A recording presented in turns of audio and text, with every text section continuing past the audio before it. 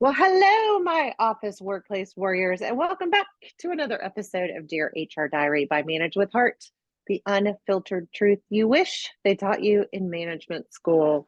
I am so fortunate today. I have a fantastic guest on the podcast, Dr. Anne Welsh. Did I say that right? Welsh? You did. Awesome.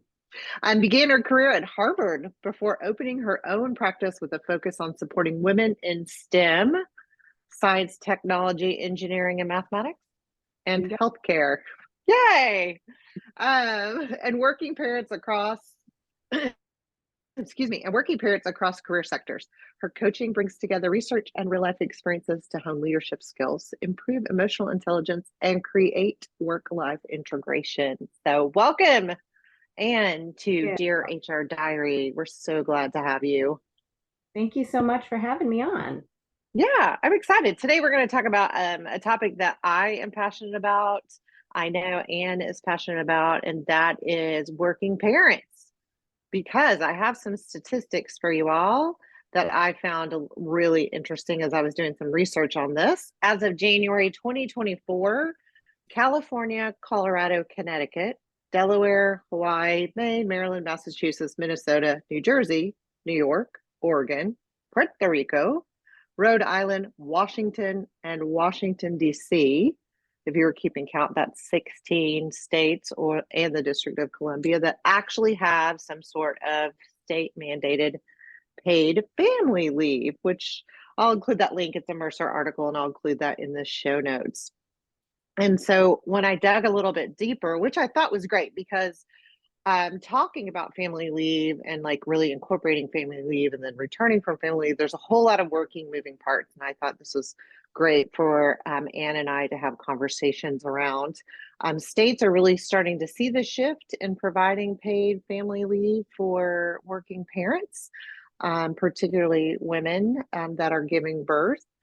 So we're starting to see that. I know when FMLA, the Family Medical Leave Act, came about in 1993 by President Clinton at the time, it really introduced the 12-week leave of absence. Now, what I found out, even further digging, is 40% of women don't even qualify for FMLA, which is staggering. I'll include the Department of Labor link to what FMLA is. We're not here to talk about the law or the regulation. We really kind of want to do a deep dive in how we can support both women and men when it comes to working parents. Only 12% of women in the private sector have access to any sort of paid maternity leave. 12%. That I was like, what? There is no federal paid maternity leave. It's left to the states to figure out. And this also is alarming to me. 25% of women are forced to return to work within 2 weeks of giving birth to support their families. That is a really, really sad statistic. And then probably one of the other ones that I thought was really, really sad was the United States is the only high income country to not offer paid maternity leave on a federal level. Paid leave is guaranteed in 178 countries, with the US not being one of them. So not only as a family member, is either having a baby, mom, dad having a baby, and so they're really super excited, stressed, worried, all the stuff that comes with being a parent. Not only that, but now they're having to juggle their work and their own life and what that, kind of details. Did any of that surprise you, Anne? I'm sure in all the stuff that you do, you've probably seen these numbers happen time and time again. Yeah, sadly, no, it doesn't surprise me. And I think I think there's been movement. I'm hopeful, right? That list of 16 states is longer than it was a year ago. Yeah. So we've got to, take the wins where we can get it. But as you notice, right, there's still a really long way to go. I don't know about you, but certainly I could not fathom going back 2 weeks after having a kid. And I had my first, I had to go back after 6 weeks, and that was all I had. And that was hard enough. So to have 2 weeks is just unbelievable. And I think really painful for everyone involved. Absolutely. I have five children, and so my oldest was born in 1989, and my youngest was born in 2005. So the law changed from the start to to the end of child rearing, if you will, childbirth. But I know just as a parent, having to return to work, and having to deal with how my employer is going to treat me, not let alone my own mental well-being. Why or how can working parents actually find that balance, right? So their mind is could be at home with that baby, or it could be at work. What are some things that you are helping parents do to come back to the workforce and be effective employees as well as great parents? Yeah, and I think that's a great question. Zooming out a minute in terms of the parental leave and coming back, obviously everything's gonna feel different if you're someone that has 6 weeks versus if you have 6 months, um, Hmm. or maybe even longer. But the big picture is to understand that it's another whole transition. So you are going from working person to working parent, and that in itself is a transition. So you've already done the person to parent, and now you have to do working person to working parent, and that is a challenge. And I tell people to almost treat it like you're having the baby all over again, right? I Oh mean, gosh. down to meals in the freezer and get more help than you need and or than you think you're going to need, because it's probably going to be harder to get a lot of support in that transition, because it is pretty massive. And one of the services that I provide is parental leave coaching. So coaching through that exact moment. Ideally, this is something that an employer provides for you, right? Like that's my goal, is to have this be standard across the board for people as they go out on leave, that their employer provides coaching on how to get ready, how to prepare. That's doing things like talking about, who am I going to hand my work off to? What is that transition going to look like? What do I want my communication patterns to be like when I'm on leave, right? Do I want to know every nitty gritty detail that's happening? Do I want to just have people treat me like I am, dead essentially, and they cannot reach the smallest thing? How do I want to come back? Then it's helping support them while they're on leave, right? This is a huge thing you're going through. Do you need any support? How is it going in terms of that communication? There's also some mental health support usually during that period. And then there's coaching on the other end. So how does that transition back go? You planned all of this stuff, but what's the reality, right? Because planning and parenting can kind of be orthogonal sometimes. And so you've got to adjust. What did you expect to pick back up? How did work go while you were gone? How are you going to adjust? What relationships need a little more attention at work? What projects feel like they're good? I mean, the other piece is making sure that you're not ignored when you come back. Right. I think one of the things that a lot of managers get wrong is that they just either don't talk about the baby and they don't acknowledge that you even were out, or they assume that because you had a baby, you now no longer want challenging projects, or you don't want travel, or you don't want intense stuff. And sometimes people leave not because they're overwhelmed, but because they're bored and they think, I'm not going to stay here if I'm being kind of treated almost with kid gloves. And it sounds like I'm making it an impossible situation for the managers, and it's not. It's all about communication and talking to that individual about what serves them. Because even if we're a parent, we want our work to be meaningful, right? And to Exactly. Exactly. So when you go, it's funny because I've seen it both ways too. I've actually seen where people jump right back into it and they, keep going. And then what happens? They burn out, right? Because it's like, oh, I hit the ground running. Um, or they are treated like they are kind of the pariah now that they have kids, now that they have a child. We make these assumptions. So obviously, first of all, that's discriminatory behavior and could get you in trouble on the legal side of the world if you're treating people differently because they, gave birth or had a child, even as a father. Um, and just human decency of opening up that line of communication. So I like the way that you talked about it, right? So it's this planning, like let's plan, let's figure out, is Sally going to take on this workload? Is Katie going to handle this? How much involvement do you want to be?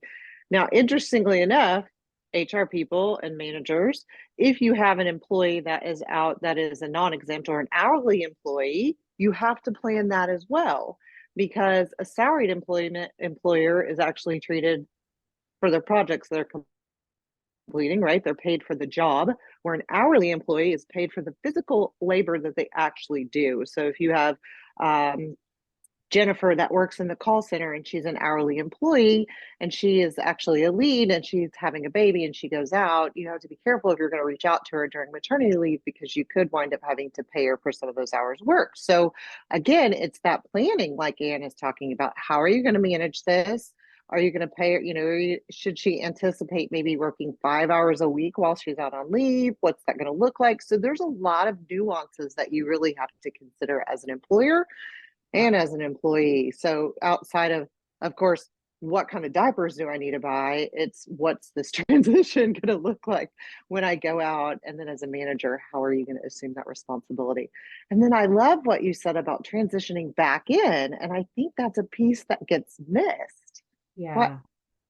are you seeing that too, where people just jump in and they just assume that you're going to be back to normal? Completely. Right. I mean, I think from all sides as a parent, especially when it's your first, although I think that's still a big transition, even when you're adding subsequent children.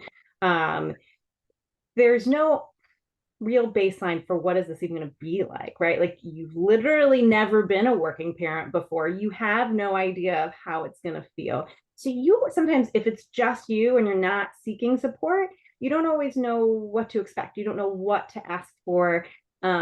And I think a lot of people, if they don't have that extra support, just kind of show back up and see how it goes. And there's not always great communication lines open. But I think there's a lot, and I think for managers, it's the same thing. It's like, well, I don't know, I don't want to say the wrong thing because that Right, clearly happened. So I say nothing. And then right. we end up with this almost elephant of the room in the room of like, we're not going to talk about the fact that you had a baby.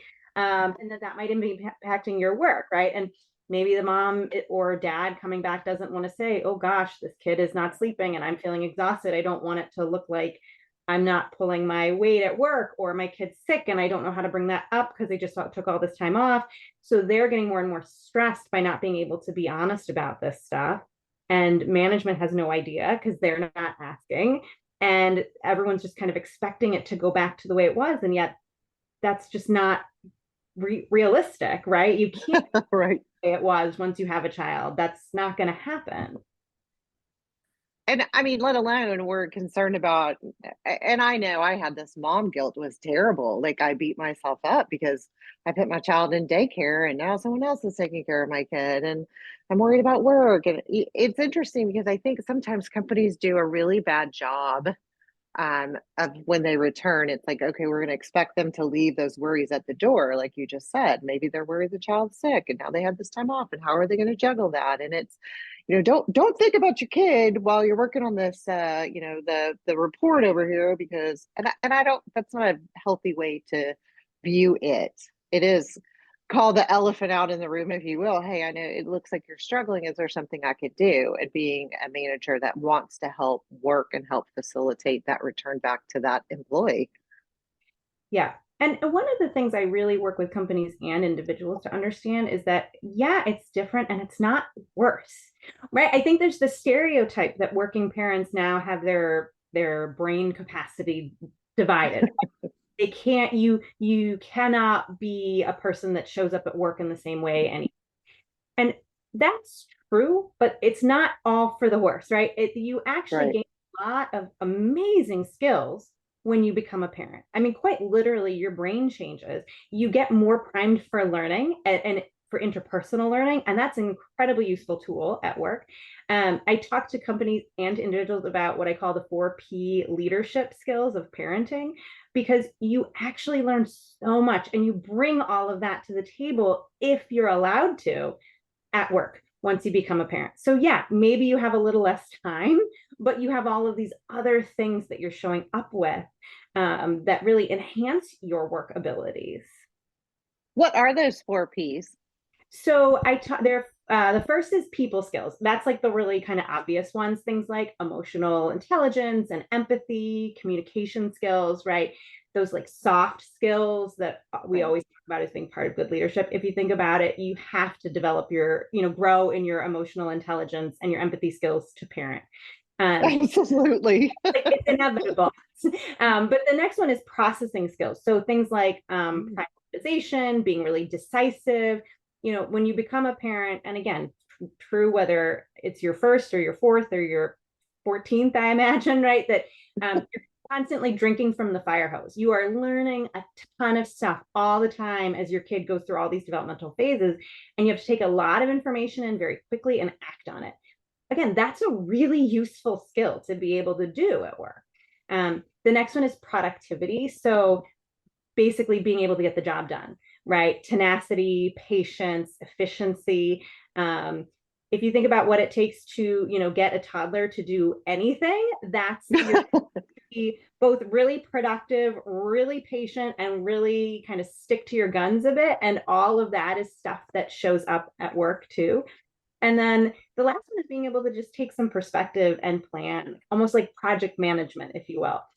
As a parent, you're constantly multitasking, right? You have to think Yeah. forward ahead while doing all sorts of things in the present and anticipate needs. I like to use the example of taking kids to the beach, right? If you're going to the beach with your family, you have to know who naps when so we don't miss nap time. Who's going to get hungry when? I need to have all the snacks. I need to have all the appropriate toys, the floaty, the swimsuit. I need to stake out the bathrooms, make sure I have the diapers for kids that don't use the bathroom. I need to make sure I have my sunscreen. Everybody else has their sunscreen. And I need to physically get all of this stuff to the beach and home and try to avoid meltdowns, right? Like you are thinking so many pieces and holding that all. That's what a project manager is doing, right? I mean, this Oh is my gosh. but that's essentially what you're doing all the time as a parent. And you don't even realize that this is actually a huge skill at work. I'm actually, that's like the best example. In the back of my head, I can see my children running down the beach, and my 2-year-old headed straight for the ocean, and Yep. my 17-year-old off hanging out with his buddies. And I'm like, where is everybody? I'm like literally herding cats is the perfect way to say that about it. But oh my gosh, I love the 4 Ps. That what a great perspective to play off of what you just said when you look at it that way. It's almost like it would be helpful for employers to have some sort of checklist for planning and for anticipating and for returning, and then kind of think um, helping those employees go through that 4P process. I can Yeah. see where your insight and your knowledge would be really exceptional for companies that are experiencing, you know, lots of families, lots of babies being born. It's interesting, the birth rate's on a little bit of a decline, and from what I've noticed, millennials and Gen Zs in particular are waiting a little bit longer to have kids. And I think some of them are just overwhelmed. Like, I need to concentrate on my job, or how am I going to do both? And I'm a Gen Xer, and I'm the kid of a baby boomer, and so I think to some degrees we just had kids. We'll figure it out on our own.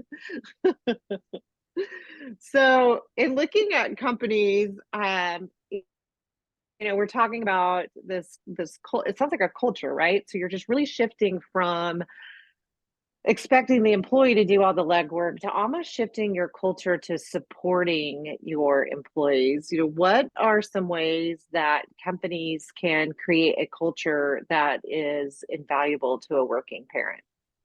Yeah. I mean, I think that the best framework I use is to think about a culture of care, right? And I say that because I focus on working parents, but there's a lot of caregiving that's happening outside of work, aging parents, you've got Mm, pets, chosen family.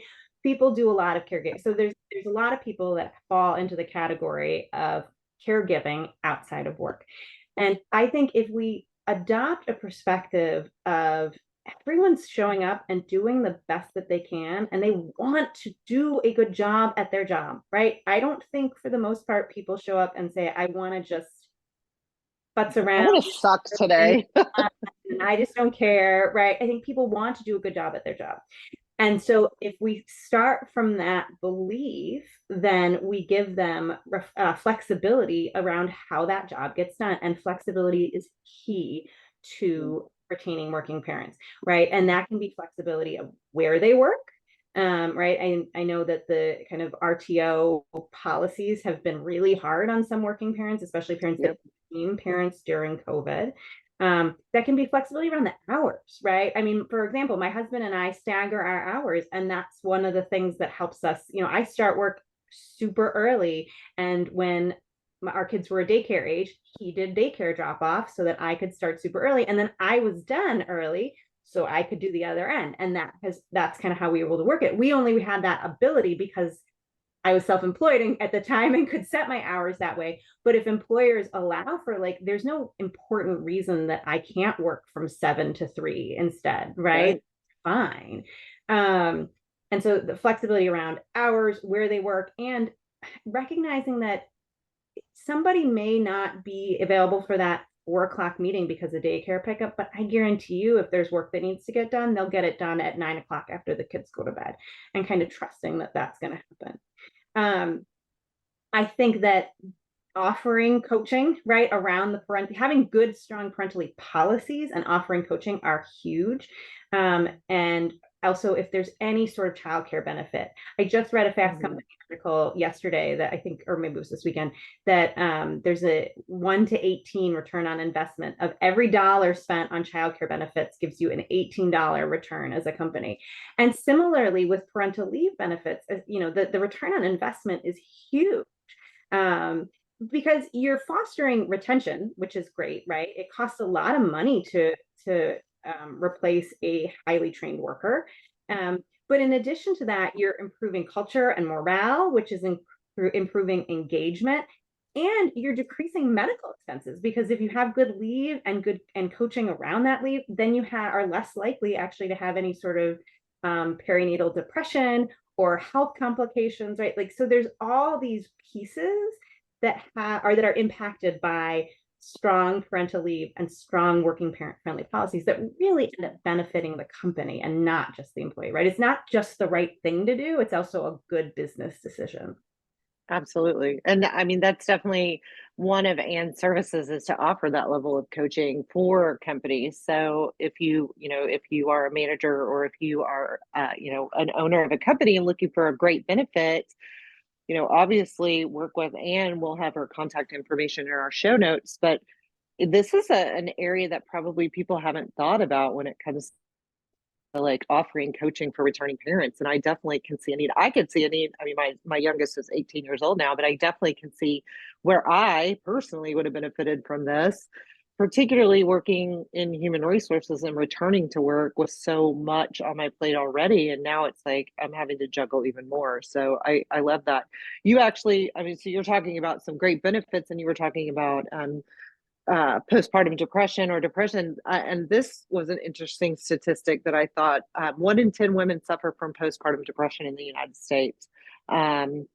So if we're already offering a benefit within our healthcare that helps with therapy, why would you not want to offer something like this that really helps these parents? And so those of you that can help make those decisions when it comes to benefits, thinking more globally, looking at your population. I know if you have a younger population, you tend to have more people that are in that childbearing age.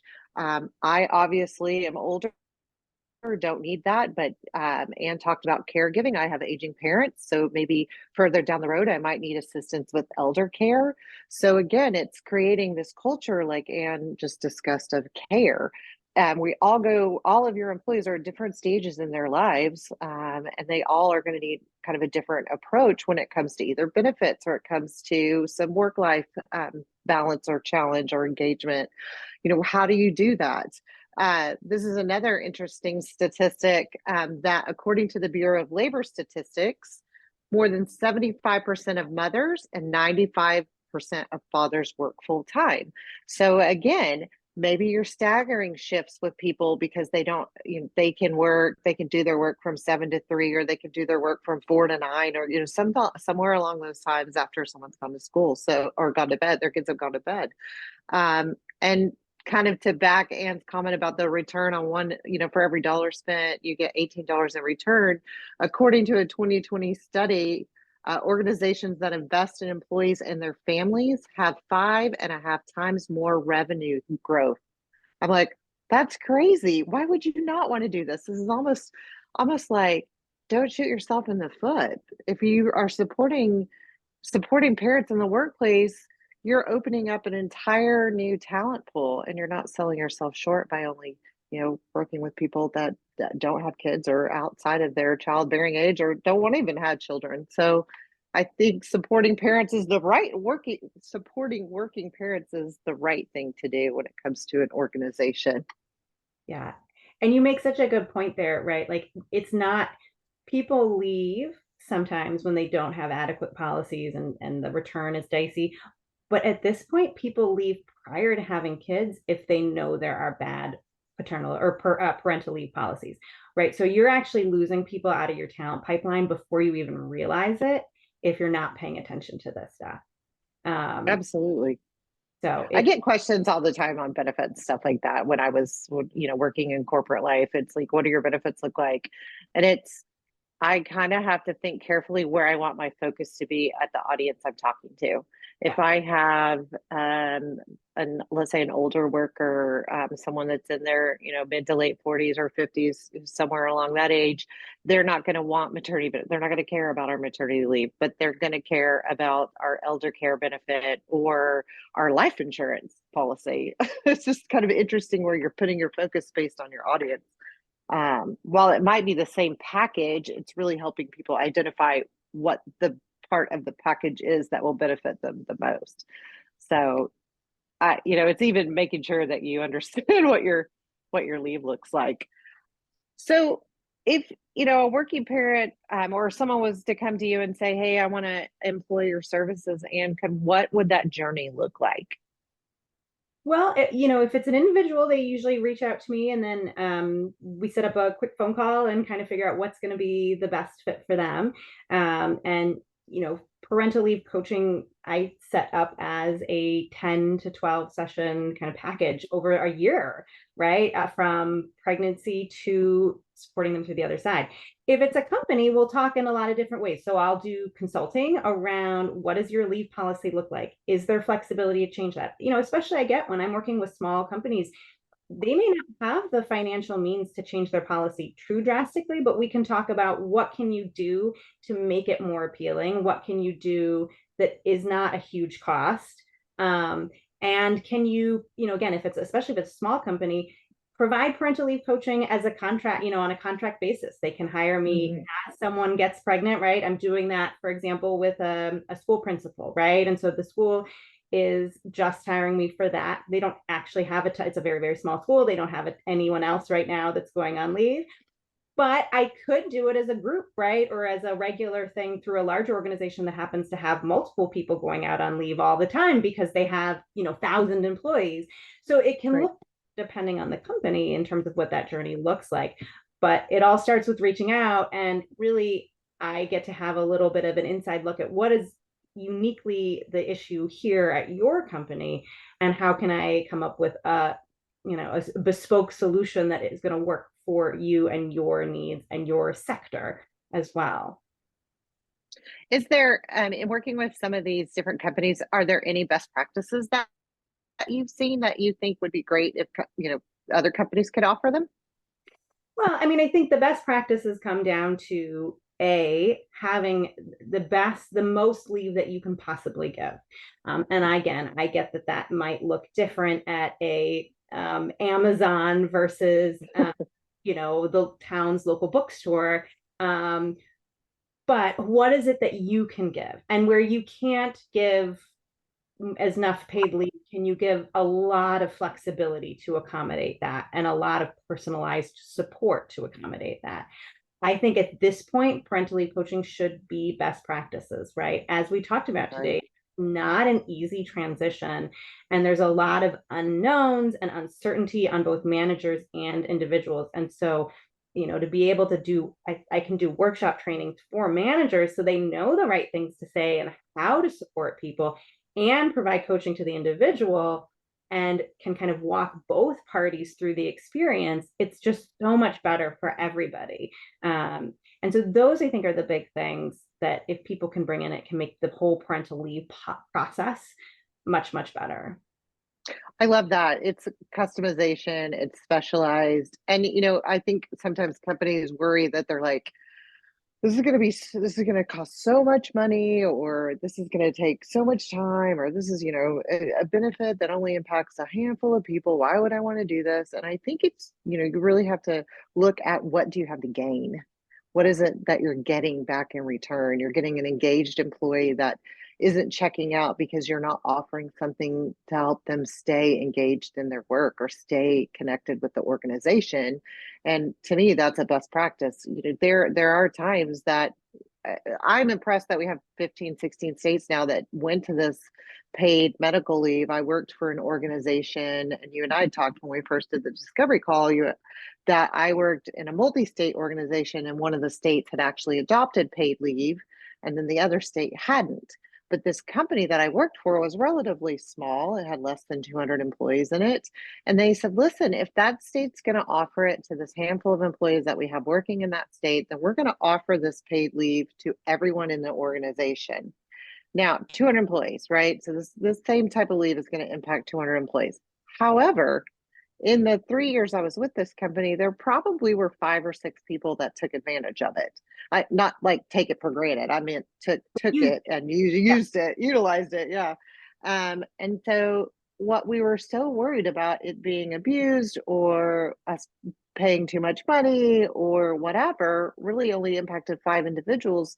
But those 5 individuals still at the company, still very appreciative, and still felt the connection with the organization. And they truly, as you stated, really felt cared about. It's like, I know that someone cares in this company and wants to see me return. And I think that in itself spoke volumes, because the 2 of the positions that went out and had a baby, they're extremely hard positions to find. And on average, it takes anywhere between 3 to 5 times someone's salary in recruiting and replacement costs. So if you have an $80,000 employee that you're trying to recruit for, then it's going to cost 3 times that to get them in the door and get them up to speed, and anywhere between 6 to 9 months worth of training and all the stuff that goes into that. So why not retain an $80,000 employee? Right, right. I mean, not to mention the lost kind of institutional knowledge that it's technical stuff they're doing, plus all the stuff they take with them, plus the damage. If you see, I mean, that honestly, that's what happened when I left Harvard, and it was over stuff around this at the time that was happening, and kind of a lack of flexibility around working hours.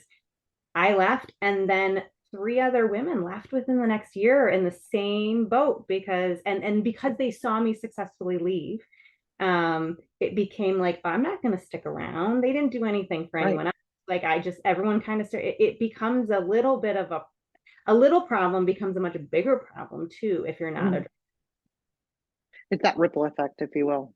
Yeah. Oh my gosh. Well, Anne, this time went really fast. You can tell we're both really passionate about this subject. We're both working moms. We both have been there and have both had to transition through that. And I think this topic is going to continue to be incredibly important, that people understand it and organizations are aware of this, amazing benefit that really has such tremendous impact on your employees, both male and female. This isn't just a female leave thing. This is a male leave too, when you're factoring in working dads as well. So, Anne, I can't wait to have you back. I know we have some, an interesting topic coming up that Anne and I are going to talk about, and that's women in STEM.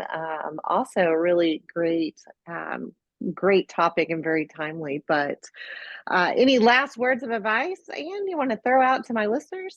About 1,000, but all of the working moms and dads listening to this, you are doing an amazing job. It can feel so hard and so overwhelming, whether your kid, I think, is 20 or 22, or I'll let you know I think that when they're 42, but it's really, really hard and you're doing a great job. And to anyone that is working at a company, and if any of this resonates with you and you want to bring in some extra support, please reach out. Even if you're not the decision maker, I can help work with you to get to the decision makers to bring this kind of support into your company, because I'm really passionate about it. Absolutely. Well, thanks again, Anne. It was great having you on the podcast today. And thanks to my fabulous listeners. We appreciate the time you spent with Dear HR Diary by Manage with Heart. Obviously, very much the unfiltered truth you wish they taught in management school. I didn't learn this when I was when I was in school, and that's probably why I'm so passionate about it today. But again, looking forward to another episode. Stay fabulous.